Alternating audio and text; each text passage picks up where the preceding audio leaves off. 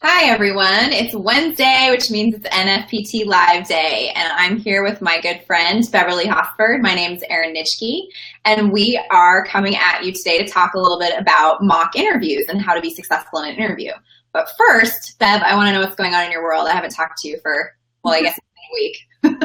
That seems like forever in my world. I'm feeling pretty good today because I ate tempeh last night, and I'm learning that people don't really know what tempeh is, but you don't know what it is either, huh? Well, No, I I was don't. with a friend yesterday, and I mentioned to her that I was going to eat tempeh for dinner, and she's like, "You're eating what for dinner?" And so tempeh is it's soybeans that have been fermented. So from what I understand, that you don't have to worry about the estrogen issues. So like if people have issues with estrogen, soybeans can be a problem, which means edamame, unfortunately. So I don't eat soy, but fermented soy is okay, and it has probiotics in it. You know what those are, right? Probiotics. Oh, Yeah. yeah. So there's probiotics in it, and so it's good for your gut. And hi, Myra. Thanks for joining us. So glad you're here.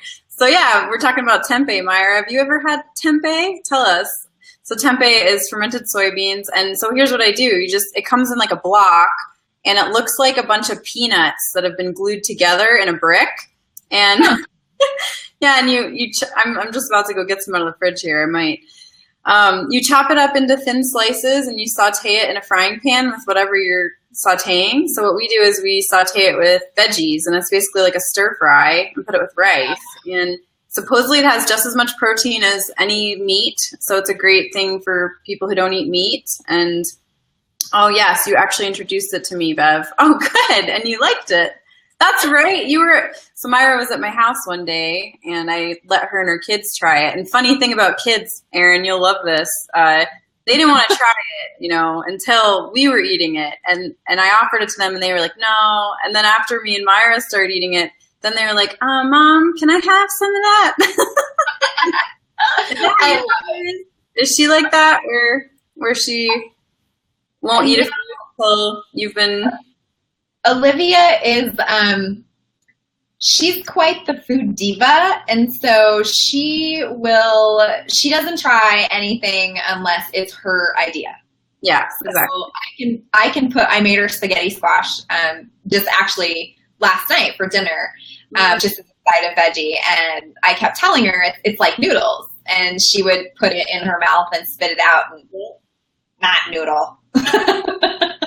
So she's not really adventurous on the food end, although she loves eggs. And I mean, she just had a whole hard-boiled egg all by herself just a few minutes ago. And I'm like, whose kid is this? That's so funny. Yeah. So So I feel like, for those of us out there that are personal trainers or, in a relationship, I feel like that's how it works with a lot of people. It's easier to get them to try something if you're doing it yourself, and whether it's a husband or a mom or a dad or someone you're trying to get them to be healthy, it's always more interesting if you're just already doing it. So, and that's kind of what today's show is all about, right? We're gonna lead by example and show that interviews aren't as scary as they seem, even though I am super nervous that you're gonna interview me today. I've got really hard questions too. So yeah, why don't you're the interview queen. You have a great blog that's going to be coming out soon all about interviewing for personal trainers. So I'm going to hand it over to you. I am now just your interviewee. Oh, let me just see here though. We got Billy. We know you like ice cream. We always ask ours, how do you know you like ice cream? Oh, that's right. You tried it. That's funny. Logic. That actually makes a lot of sense. Maybe I'll try that with Olivia. Although, I don't know. I'll test that out and report back. Yeah, you got to try that out. And, oh, yeah, those of you that are watching, jump in and comment today because we have a prize for whoever has the best comment. So make sure you comment if you're here. Don't be shy. Yes. So as Bev mentioned, we are going to be talking about interviewing, and interviewing is a process that makes everybody nervous. I mean, you just heard Bev say that she's nervous, and she is, you might want to stretch that out, get a little warm up in, Bev. So it is something that can make you really nervous. I still get nervous, Bev gets nervous, and we've interviewed thousands of times. So we just want to give you some examples of really common interview questions you would get in a fitness industry setting. And then with Bev's responses, now keep in mind, she does have a lot of experience, but answer the questions like you've got experience and you've got the courage, even if you don't, even if you're brand new. And typically when you are interviewing, you know the position that you're interviewing for, and you know if it's entry level. I mean, usually job descriptions and job postings will say a minimum of 3 to 5 years experience or something to that effect. And so I would encourage you to apply for jobs for which you have the experience instead of for something that's like a senior level if you haven't got that experience. So either way, these are really common questions that I've asked people when I've interviewed them. And I've been asked these questions, and I'm sure, Bev, you've probably been asked those same questions as well. So to start, we are going to start with the first question that is very, very common. You will hear it all the time. So always go into an interview being prepared to answer this question. So Bev, tell me a little bit about yourself and your approach to personal training and your philosophy. Well, let's see. I am a big component of having a well-rounded wellness scheme. So personal training is usually somebody is coming into the gym to lift weights with you or to do cardio with you. And I think it's really important to take everything into account. So when my clients would come in, I wouldn't just have a weight training plan or cardio plan for the day. I would ask them, how much did you sleep last night? How are you feeling today on a scale of 1 to 10? What's your energy level like? What did you have for breakfast? What did you eat for dinner last night? And really take everything into account. And I would also ask them a lot about, like, how did you feel after our last workout? Or when did you exercise last? And just really ask a couple questions while we're getting started. So because my philosophy for training is really a multi-dimensional approach, and it looks at everything. I look at everything that's going on in the body, because if you think you're lifting weights in absence of what's happening chemically, then you're fooling yourself. Nice. Very nice. And just to point out, if you're new to interviewing, or maybe you're just getting ready to interview for your first position, you'll notice that, I don't know if you can tell really on screen, but I'm taking notes. And that's something that's common that an interviewer, hiring manager will do, because we want to make sure we are jotting down things that catch us, that either align with the values that we're looking for, the philosophy, or it's something that maybe the current organization lacks, and this person might be able to bring something to the table. So don't let that rattle you. When you're sitting in an interview and you've got maybe commonly three people around the table, don't get rattled if they break eye contact and make a note.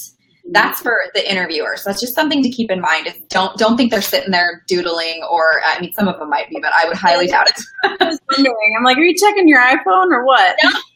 No, this is a mock interview. I want to make sure that I'm doing what I would do in an interview. So okay. Yeah, it's taking notes. So, one of the words that was a buzzword for me was multidimensional. That aligns very well with my own philosophy. And so that's typically what interviewers will do with interviewees is take notes, jot them down, and then, or they'll make a note as a follow-up question. So if you're interviewing and you said something that sparked something and maybe led to another thought, or they wanted you to elaborate on it, that's what they're doing. So just number one key, don't let it rattle you. It's part of the process. Roll with it. Okay? Nice answer, Bev. I liked it. So tell me a little bit more about your specific experience in the industry.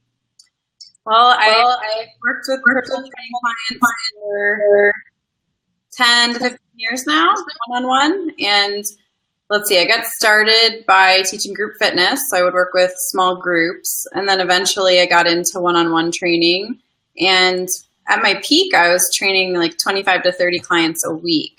And now I mostly do business coaching, actually. So I don't actually work with personal training clients anymore. I work with personal trainers more and massage therapists, but I still do a lot of coaching and a lot of consulting. So, but I get that experience from working with people one-on-one and learning about how each person is different from the next and how each personality is important to understand, and each person's wellness and what's going on in their big picture. Because even in business coaching, you're kind of looking at the health of the business. And so it's very similar in that way. And in the industry, I've also done a lot of writing. I've been writing professionally for 4 or 5 years now, and I've been presenting at the IDEA Health and Fitness Convention for 4 years now, and I've been filmed, I think 4 times. And I've also been filmed by American Council on Exercise. So I've done some video work, which is exciting, but it's nerve-wracking when you're being captured on screen. And I've dabbled in management. So I actually manage a team of authors currently for an online blog. And I've also managed in fitness centers. So I've done a little bit of everything in the industry, and really more recently just cultivating what I like the most, what I like to do the most. There's so much that you can do in the fitness industry. Definitely. All right, great. So tell me a little bit about how you keep clients motivated and engaged. What's your approach? Well, I think the first thing you need to do is you got to know the client, because everybody's motivated differently. Some clients are motivated by like the rah-rah, get excited, we're going to work out today, get all loud. And then you have other people that if you do that, it turns them off. So other people get motivated by you having a plan, and that they can see that you've really thought out what you're going to do with them that day. And they like the calm, positive energy. I feel like above all, any client, what they want for motivation is someone that is positive, who's leading by example. So when I come in to train them, making sure that I've gotten a good night's sleep, that I'm eating well, that I'm exercising, because people can tell. They can see on your face whether or not you are feeling good and you're happy and you're rested and you're nourished. They can tell. So I think motivating people really comes down to showing them that you can do it, and sometimes even telling them that you're having a hard time. Like, it was hard for me to get out and exercise this week, because sometimes people need that kind of motivation where they're like, hey, I'm having a hard time getting motivated, and it's nice for me to know that you have a hard time getting motivated too. But really, like I said in the beginning, it's all about each person individually knowing how to work to their personality. Good. Okay. Thank you. So tell me a little bit how you handle conflict or a difficult situation that you've encountered. It can be with a colleague, a client, a peer, anything like that.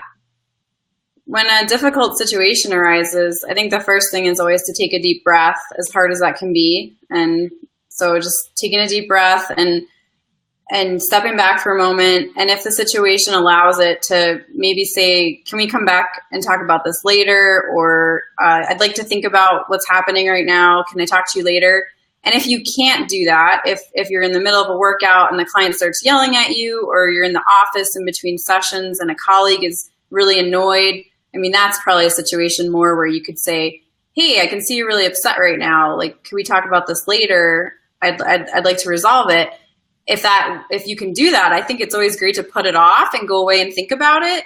But if you can't, then go back to, like, I would just try to take a deep breath and say, okay, I can see you're really upset right now, and, let's talk about this. I think clarity and communication is king when it comes to conflict. You just have to talk through it, work through it. And then again, even after that, you may need to step away and come back again. But I am a peacemaker to the core. So I always want to smooth it over and make peace. But I also like to keep my boundaries and make sure I'm not getting pushed around. And that's definitely, I wasn't always that way. I will definitely say that I've had my heated battles early on in my career, and I've learned to just learn to take a deep breath before you do anything. And then it's like a habit. Yeah. Great. Okay. So tell me a little bit about your greatest strength. My greatest strength? Just one? No, I'm just kidding. Yeah, we'll say 3. Well, the reason I laugh and say that is because I love this assessment. It's called the Strengths Finder. It's the Clifton Strengths Finder, and it actually identifies your top 5 strengths. So whenever I think about my strengths, I think about them as a group. And I really like what this assessment said about me. It said that I'm a relator, which means I really like working close in relationships when I work. I like relationships. They're important to me. I like to work with people I resonate with. And I thrive when I'm with people I resonate with. And then I'm an activator, which means that I am a motivator by nature. I like to get people into action. So when I'm teaching or coaching, I'm all about having people try things out and to do them. And when are you going to do it? Get it done. I'm very much like a get off your butt and go do things type of person. So I feel like my strengths really revolve around those. But also, I also have a strength called harmony and one called responsibility, which won't get into all of them because I feel like the activator and the relator have really shaped my career later on. I've realized that I'm a really strong teacher. I'm really good at breaking complex topics down into simple teaching methods, and I just really care about each person that I'm teaching. So the relator really comes in there. So I would say when you say what's your greatest strength, that's hard. But hopefully that helps you understand me a little better. No, that's actually great. And I think it's important when you're talking about strengths to think about it, and it's not just one thing that we're really great at. There's a combination, and often those relate to other areas. So since you talked about your strengths, what would you identify as your greatest weakness? Or group of weaknesses, whatever. Always hard. Well, I'm a very in the moment kind of person. I'm always very focused on what's happening right now. And so that means that I have a hard time thinking about the future too much. So when I'm working with a client per se, I'm really good at making changes in the moment. And if something's not working, I'm good at doing something different. And I'm really great at honing in on what's happening today. But I'm not so great at looking at what's going to happen 3 weeks down the line, or, and of course I can set goals with clients and say like, our goal is to lose this weight. But to me, nothing happens unless what's happening today is aligned with what you want to happen later. So I don't focus on long-term goals as much. I set them, but then I say, is what I'm doing today going to get me there? And so a weakness of mine that people struggle with me on sometimes is they're talking about something that's going to happen in a month. And I'm like, what? A month? That's really far away for me. So I have a hard time with that. And I also, because I'm such an activator, my strength being like motivating, get it done, I have a hard time sitting still sometimes or being lazy. And I have a really hard time with people who are seeming like they're being lazy. I have a really hard time understanding like, what's the problem? Why can't you get this done? So I always have to strive to be empathetic, and to realize that not everybody has the same drive that I do. Okay, great. So tell me a little bit about your professional goals. Where would you like to see yourself in 5, 10 years? See, that's the problem. So I know, I was laughing to myself in my head. I was like, oh, she's going to love this next one. Yeah, that's the thing. So I do have long-term goals really, I think my long-term goals stem more around feelings than they do tangible things that I want to achieve. There was a time in my career where I really wanted to be a presenter. I wanted to present for IDEA. That was a goal. So I worked towards it. And at this point in my career now, though, after over a decade in the fitness industry, I really just want to do things that resonate with me, that make me feel good, that, that I'm enjoying myself. And I've come to find that really revolves around helping other personal trainers and fitness instructors find their footing. I love helping other people in that way because I feel like when I help a personal trainer, then they go and they help 20 more people. So it just feels like the reach is expanding in that way. And I'm very good at, while I like to see people be active and getting things done, I've been told I'm a very encouraging person. I encourage people really well. So I nourish them and encourage them as long as they're doing what they need to be doing. Now, if they're sitting around and complaining like nothing's happening in my career, then I get frustrated. But I'm very encouraging to anyone who's trying. So just to put that out there about my weakness.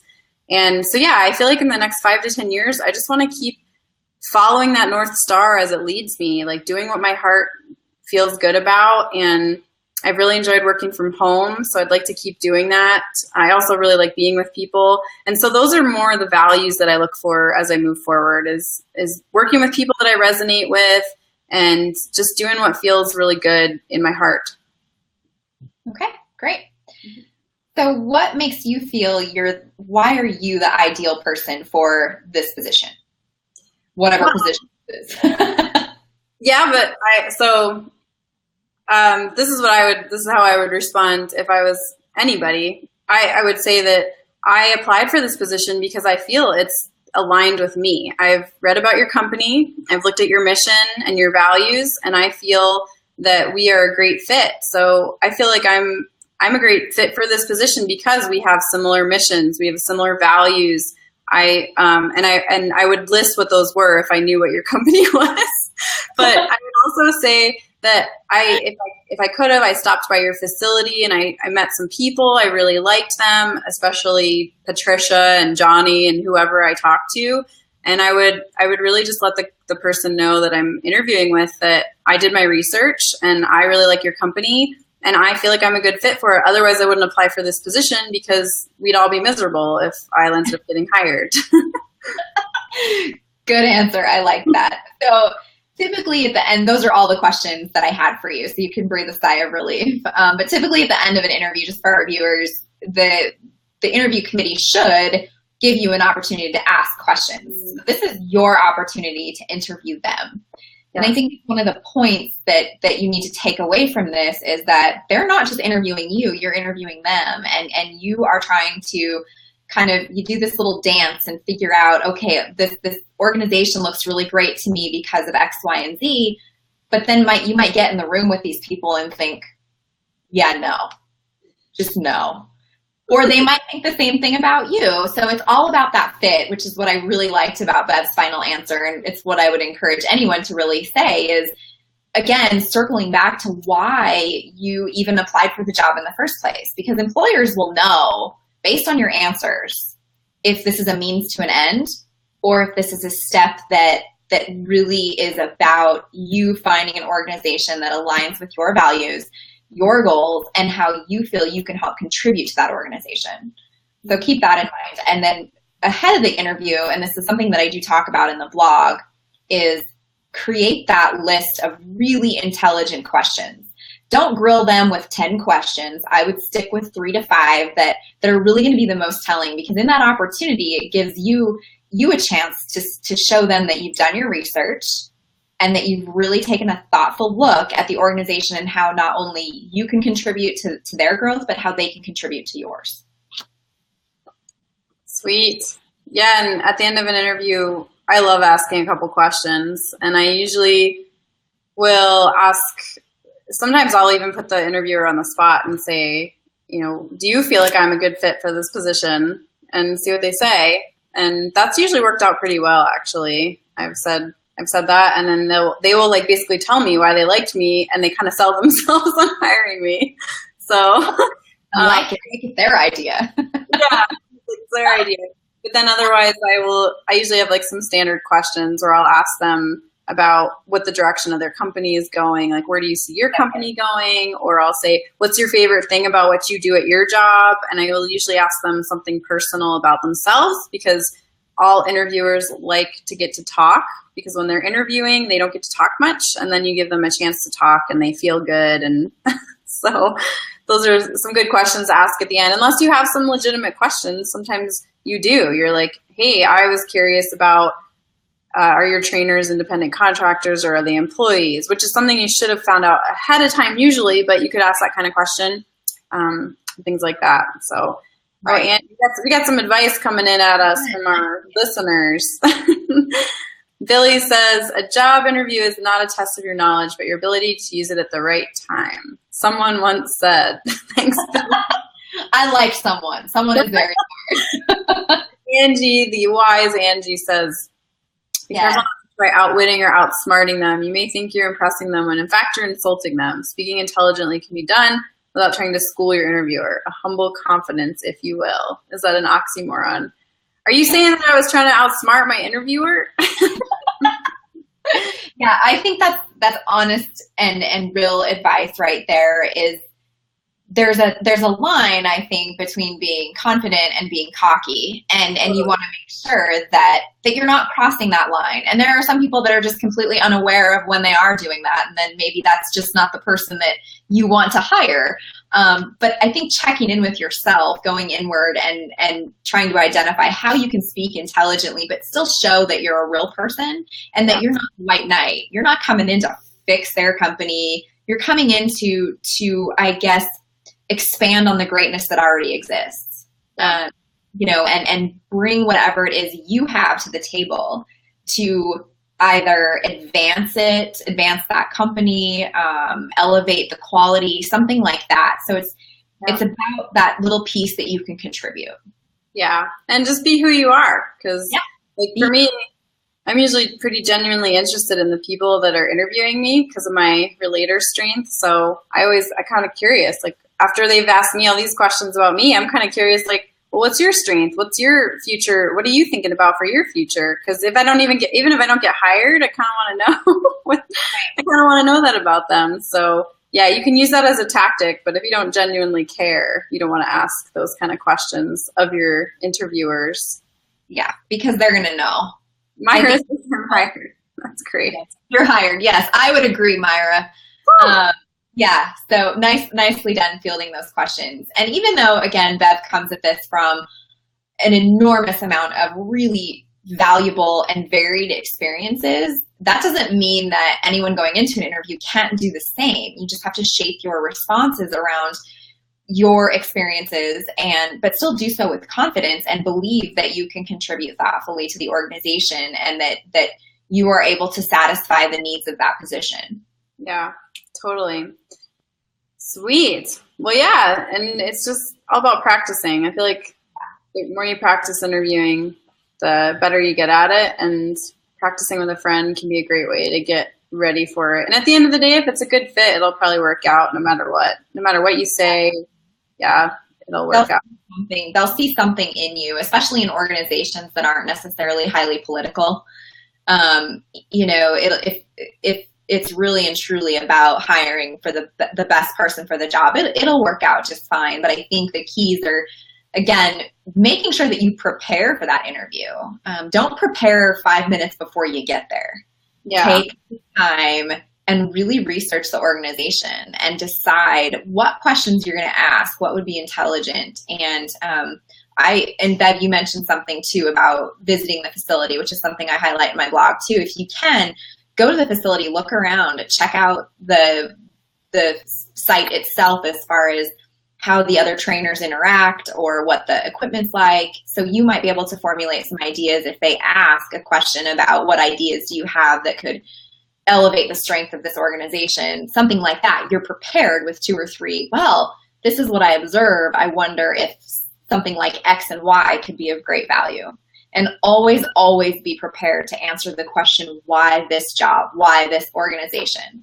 Because employers are going to want to know that you've taken the time to look at the organization and to know a little bit about it, like what the values are. And Bev touched on that in her responses, which is exactly what I was looking for.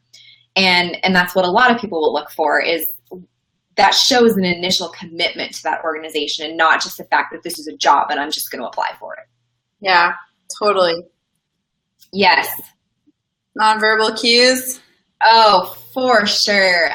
It's always a really great idea, I think, to check in with your body language. And are you being open, or are you sitting there like this and kind of, looking around, or making sure that you're open, you're confident, but you are actively listening and reflectively listening as well. So good point, April. Yeah, totally. I think that's definitely really, really important, and what you're wearing. And we could talk about interviewing all day, but like I said, Erin's got a great series of blogs coming up. So make sure you're subscribed to our NFPT blog and you'll see those come in. Today, we really just wanted to show you firsthand what an interview would look like or sound like, and maybe so you get some ideas. I always had all my students interview each other in class so they could just hear other students' responses even and get some ideas. Let's see, Myra says, be yourself. It's easy to put up a wall or mask. Yeah. It is. I feel like it's always, like we had that Facebook Live a couple weeks ago about being authentic versus professional. Yep. Like, at the end of the day, you better be authentic, because you're going to show up at the first day of the job and they're going to say, who is this person? This is not who I interviewed. Yeah.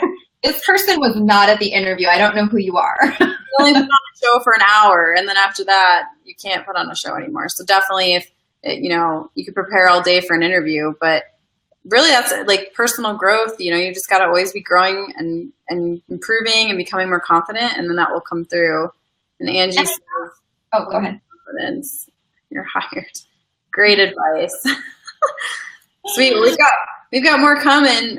So definitely subscribe to our blog so you get updates, and you can subscribe to this Facebook Live there's a button you can click so that you know when we're going live, which is on Wednesdays at 11:30. So do we have a favorite comment for today that we want to give a prize to? Ooh, I don't know. There were a lot of really good ones. I don't know. We might have to do some evaluating on that. Well, and I would more like to give a prize to someone who asks a good question. So if before we go, someone has a really good question they want to ask that we could help you with interviewing, that's who I'd want to give a prize to. Someone that's got a good question that they need some help and they have a good question. So if you're watching the show after the fact or you're watching it right now, throw that question out there. When we see one that we really like, we will get in touch with you and send you a prize, and we'll mention it in our next show. What do you want to talk about next week, Erin? Well, I think we could probably build. Oh, Myra wins. She's loyal. Yes, April, I would agree. That girl is always here. Myra, I wish I knew you in person. We will definitely send Myra a prize, because I think last week she would have got the prize if we had remembered. What do you want to chat about next week, Erin? So I wonder if we could build on the interview part, like perhaps maybe talking about how you can put together, say with a fitness interview, for instance, they're more than likely going to ask you about how to design a workout. So we can maybe give some pointers there if we want to build on this interview. On the practical part? Yeah. Really, I mean, you're going to have more than just, most likely, depending on the position. So if you're interviewing for a fitness position, a personal trainer position, you're going to have a set of questions, probably be a facility tour of some kind, and then they'll probably ask you to do some sort of practical. So being well prepared for that is you can't go wrong there. So come with 4 or 5 different ideas. So we could talk about that, unless you have something burning in your heart that you want to get after. No, I love that idea. We'll come up with a few scenarios that might come up in an interview, and those scenarios would also be great things for trainers to know about in general. Just, you should know how to train people this way. So sweet. Yeah, everything it's more than just throwing together a Fit in 5 workout. I mean, it's demonstrating your knowledge that if this was a real life group setting or one-on-one, you would know these steps. Yeah. Totally. Let's do that. So we'll see you all next week. Myra, you are just such a sweetheart. We love you too, Myra. I'm going to meet you someday. I'm going to take a trip up there and meet you. Thanks for joining us today, and we'll see you next week. All right. Have a good week, you guys. Thanks.